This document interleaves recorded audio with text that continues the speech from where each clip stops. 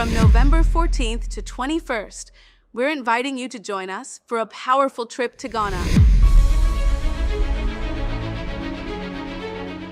This isn't just a vacation.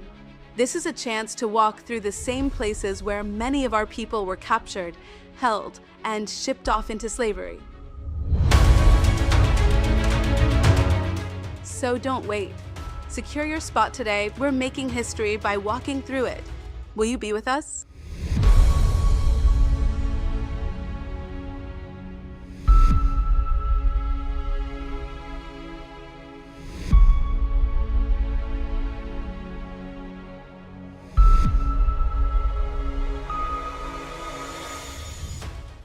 Okay, so check it out.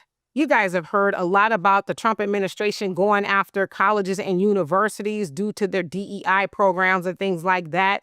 Well, recently we started to hear a lot more about the Trump administration going after universities due to them allowing illegal immigrants to benefit from tuition. They're waiving out-of-state fees because if you do not live in the state that you're trying to go to school in, you have to pay an out-of-state fee, right? So obviously, if you're illegal into the country, there would be some sort of fees, right? But a lot of colleges and universities have just waived that. And so specifically for the University of Minnesota, the Trump administration is suing them. They're not only suing them, they're suing their North Star Promise program that, again, waives certain fees. They're also suing Governor Tim Walz. They're also suing the Attorney General Keith Ellison and their Department of Education for giving illegal immigrants benefits that they have denied American citizens. So they're saying, yeah, y'all got to come talk to us because it's not right. Y'all should not be giving them anything before you give American citizen stuff. And I totally agree with that. But the other thing is this. I want to know, where is the smoke when Attorney Edward Blum was running around the country with the Asians doing it to Black Americans?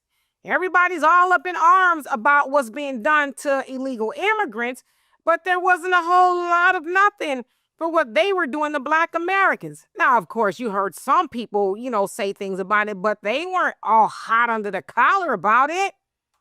And that's who they should have been mad about it. And Edward Blum was successful. He was able to get the Supreme Court to get rid of affirmative action, the educational component of it anyway, which we know and have always known that didn't benefit Black Americans the most. It benefited white women. And so, unfortunately, the Asians had to learn that the hard way. It didn't make things better for them. It made it easier for white people. The legacy students, to be exactly, legacy students whose parents got money and could say, hey, here's a couple of dollars to get my kid in. Now, they might be dumb as a box of rocks, but I got money, right? So they were able to get in. And the Asians were like, well, wait a minute now. I thought that was, you thought you was coming at the Black people and that was going to make life easier for you. See, the joke was on you. And I thought y'all was supposed to be the smartest, but let me shut up before I get in trouble.